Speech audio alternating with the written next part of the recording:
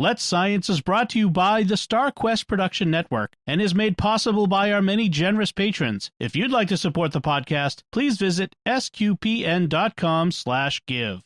3, 2, 1.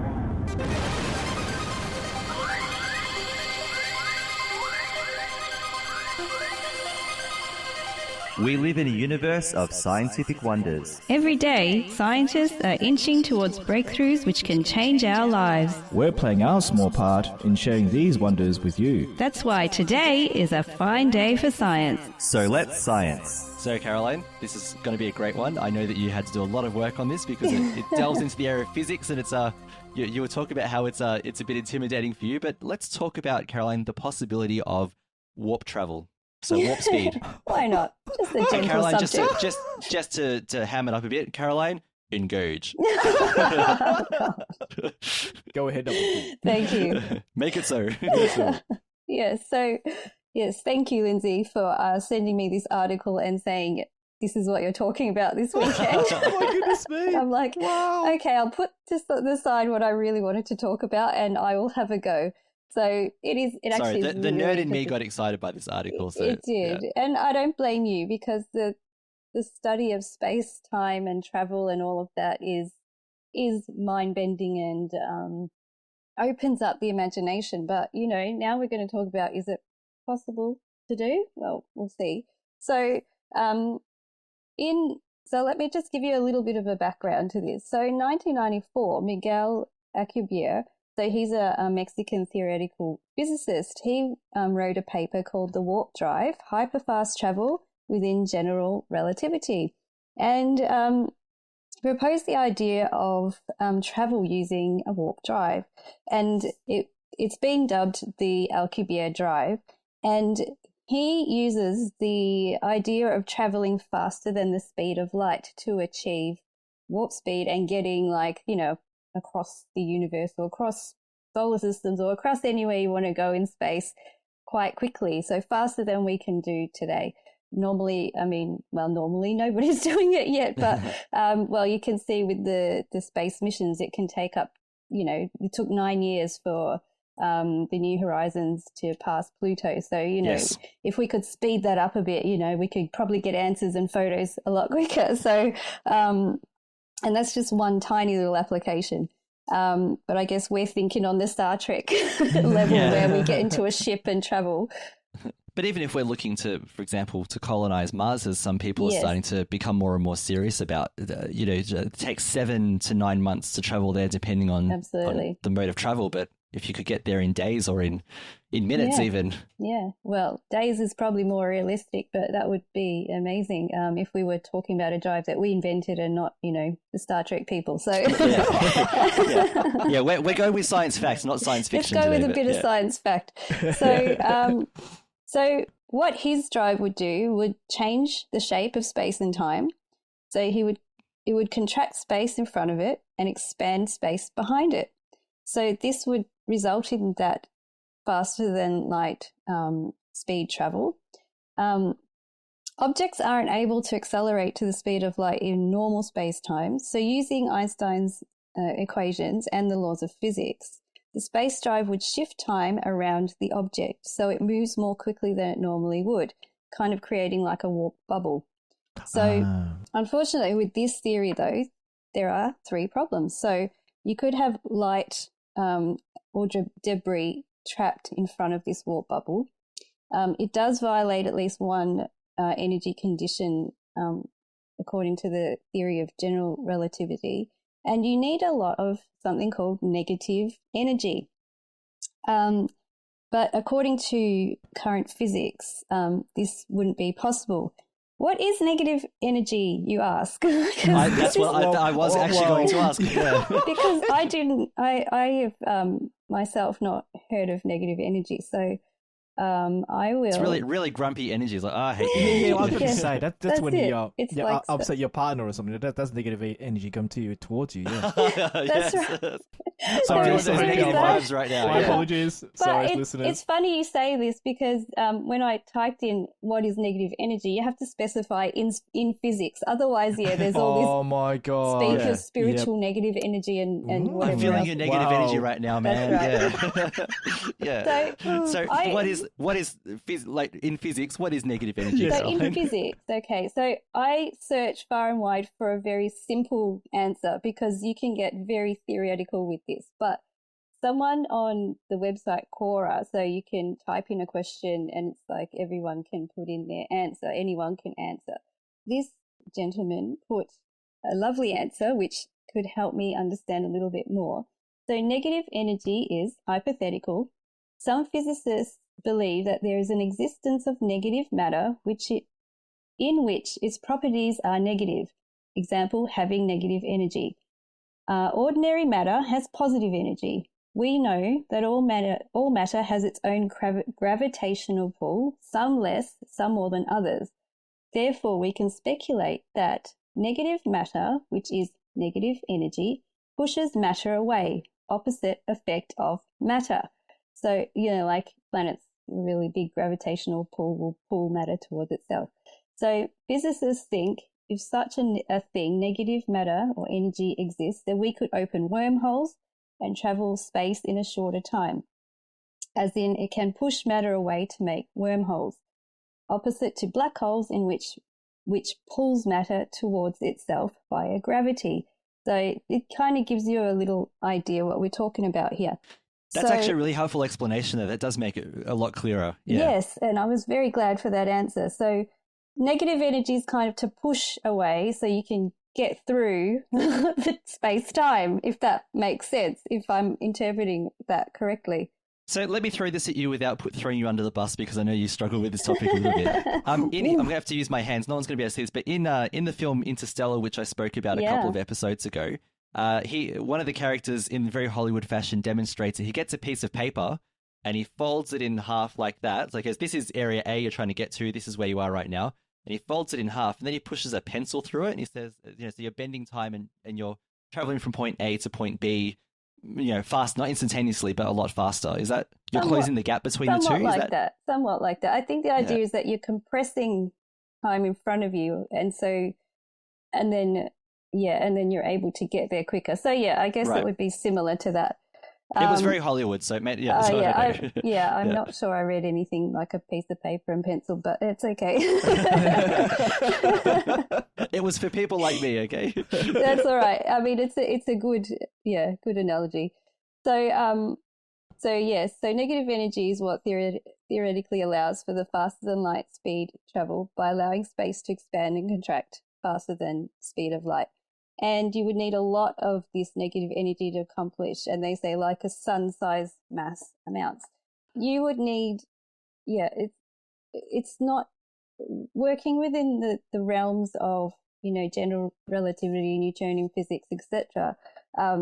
It may not be possible using, doing it that way, so traveling faster than the speed of light. So, two researchers, Alexei Bobrick and Gianni Marchera, from the Applied Physics Research Group based in New York, have proposed another way that we could maybe achieve warp speed travel. So, or to make a warp drive kind of contraption work. It is still very theoretical, but, it's very interesting nevertheless. So, and this would work without the need to use negative energy or to employ such a negative energy theory. So it would work using a physical object. It still would use a hugely powerful gravitational field. So like I was talking about before, a huge planet spinning pulls things towards it. So we're kind of still working on that level. And it probably would take a planet-sized amount of energy Jeez, wow. to be able to move an object. And this is kind of proportional.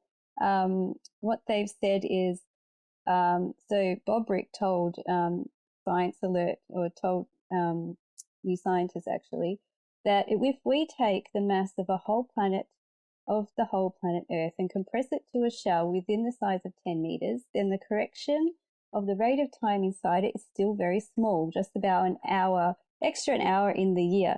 So if you can move a small object just 1 hour in the year, imagine what it will take, how much of this gravitational energy it will take to move like a vessel, size thing.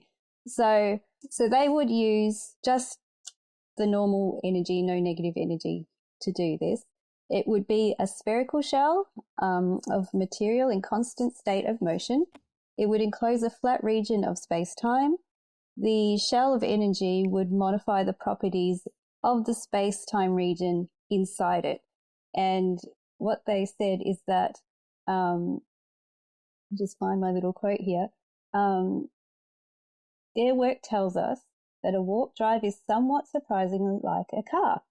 A car is also a shell of energy in the form of matter that encloses a flat region of space-time. The difference is that getting inside a car does not make you age faster. That, however, is the kind of thing a warp drive might do. Whoa. Well, actually, let me dispute that. It depends who's driving the car. Sometimes. Yes, sometimes time can slow right down or go a lot faster if you're in a car. Yeah. Wow. Okay. So their warp drive would still be subject to the laws of general relativity and would need a kind of a propulsion system to make it work, not faster than the speed of light, as I've mentioned. So through their study, they've shown that some kind of warp drive could travel faster than the speed of light, but would have to be created already traveling at the speed of light. So yes, theoretically you can make a warp drive that would modify a region of flat space and the space that it encloses, and it can speed up or slow down space inside it. So that is a very, very basic explanation. But, if we could study this a little bit more and figure out how to use like the gravitational fields like they spoke about and, employ the theories of general relativity and Newtonian physics and just keep working on that, I reckon that some point in the future that we would be able to come up with something. We just really got to unlock those, how do we use that energy properly, or how do we use it in a way that we can physically employ it to make a drive, So we're getting there. That's what the article is saying, because they haven't actually said this is the machine that we have to do it. They've said, they're saying these, theoretically we could probably do it. My suggestion is, here's my suggestion. Okay. Here we go. Ring up Doctor Who. Hi, can I borrow the TARDIS? Now, I just got to go to the future into the Star Trek realm. And then I'm going to go find my favorite starship captain. Pick up a couple of warp and drives. Just ask him, how does the warp drive work? Yeah, that's it. Come back and then explain it to physicists. So. Wow. It's going to sit down with Scotty for a while. Yeah. Well, So when Carlo, when you're talking about the Earth turning, I remember Superman. He reversed Earth. He went around Earth and used gravity field and turned. That's it. Oh, okay. We try. But that's the kind of thing they're talking about. Yeah, I have a feeling that would result in something catastrophic, not I was actually about to what say, actually if you happened. try to reverse Reversing might not be a good idea. But, I mean, that's the kind of thing they're talking about, using those concepts to come up with some kind of way. It just seems at the moment totally impossible. Maybe it's possible, but I don't know. I don't know. A lot of theory, a lot of testing. Theoretical right now. Yeah. That's right. In the article, there was an interesting suggestion that if you could create these warp bubbles that speed up time inside them, you could, for example, grow a crop a lot faster. So you could, instead of waiting for a crop to grow, it could just grow, well, not instantaneously, but within a very, very short amount of time, which could solve other problems on Earth. It was quite interesting to see. They said put a person who's unwell in stasis, and then they would age a lot slower while the Earth kept turning, and then by the time we find a cure, we can bring them back and they wouldn't have aged much at all. Oh my goodness me! And then you can cure that's them. Another one. So these are the kind of ideas that they're coming up with, but it would be really handy for sure. That's true. That's true. Implications. Yeah. Wow. Lino, how's your head after all that? Oh man, I'm slightly mind blown. I'm just thinking, like Caroline said, it's more of a theory sort of part of it now, man. They need to do all the calculations and probably get the guys who play Big Bang Theory to get them on the board and try to do all the calculations and formulas and everything to make sure it's all correct. And what you guys are explaining about the positive side of it, trying to stop the aging process and find a cure for what's happening to the poor patient. And also the plant thing. Now that's great. Actually, that'll be great. That could be a test. I'm sorry, Caroline. Doing tests on plants and see how it is. Yeah, you know what I mean. I don't. Do tests on plants in the space station currently. I'm not offended by it. So you see you can grow crops and everything like that, and of course, I wouldn't be surprised, Mr. Elon Musk. Yeah, he's probably read about this article, and you'll probably go, "Oh, that's another project I could try to figure out and think." But hey, why not? Why not? He's doing it step by step. He's doing the rockets up in space and see how we go with that. He's using normal physics, though. That's the thing. That's true. Maybe that's true. That's true. Maybe he's using kind of easy physics compared. Well, I shouldn't say easy because I'm sure physics. It's not easy. But when you're coming to things like that are more abstract, This is really abstract. Yeah, true. It's very abstract. I guess he doesn't want to put put his investments in this yet. Not yet. Yeah. Well, I don't think anyone would be opposed to it if he did. Yeah. Interesting, though, that scientists are talking about it and theorizing it and actually developing the idea that, here are the limitations right now that we need to overcome. At least if you identify those, there are ways forward then. We still need to be able to produce massive amounts of energy that can be contained within, within a small something. Yeah, so there's all these. That's the key. How do you get that energy and make it, contain it into something small and usable? And how do you make a vehicle that can use this energy in a way that will make it do what you want it to do? I'm just using a theory. Can we send a... Oh, no, a lot of people would get laughed at when I'm saying about it, but can we send a spaceship to the sun and get solar panels and just engross the energy inside this ship? Engross all that energy from the sun, Caroline? Or maybe not. Maybe. There is this solar Parker probe that's going around at the moment. It's kind of just getting its energy from the sun, but it'd be more like using solar panels and getting electricity. I think they're talking more of like a lot more bigger than that, is it? Oh yeah, it's. You're talking about the forces of gravity. This is the energy that they're trying to use. So they're using like a force rather than maybe an energy as such, And then I guess there's energies if you get into the particle physics of it. It's just mind-boggling. I mean, I've only done a tiny bit of physics, and that was enough for me. Because it's really complicated, and you do have to kind of have a bit of an imagination to do it, I think, because it's kind of, we're talking about art. This is an art. Yes, yeah, that's right. That's right. You have to have the knack to do it. Like, you've really got to be able to do it and think with mathematics, Yeah. And it does require creativity. It really does. It really does. And I mean, we can understand it on a basic level, but if you look at these equations, forget it. I don't even know what half those squiggles are. It's just, it's just amazing. But for now, I mean, they've got past the idea of having the problem of negative energy, in the Alcubierre drive, which is a great step. They've gone, oh, well, actually, we can stay within the realms of, physics that we employ today, and we don't need to break any of the rules, or we can stay in the limit. So this is the big news, of this article, that people have come up with, a kind of plausible idea that this kind of drive could work, that could happen. It's just capturing the forces that you need. How do you do that? How do you do it? Yeah. So on that note, I'm going to go reach for some paracetamol. Yeah. Yeah. It did give me a bit of a headache, but I thoroughly enjoyed researching this. This was really out of my comfort zone. But, I thought I'll have a go, and anyone who is a physics expert and I have maybe not explained things so well, I'm happy to have the feedback and learn from it. So, yeah. Definitely. That was well explained, though. Thanks for digging through that topic Caroline. in those articles and translating it into something we could understand a bit more. Wow, yeah. Let's Science is brought to you by StarQuest Media and is a fortnightly podcast that brings you the scientific wonders of our universe from a distinctly Catholic point of view. For more from Caroline, Lindsay, and friends, listen to the StarQuest show, Catholics of Oz. Find links from today's show at sqpn.com/science. And find the Catholics of Oz at sqpn.com/Oz.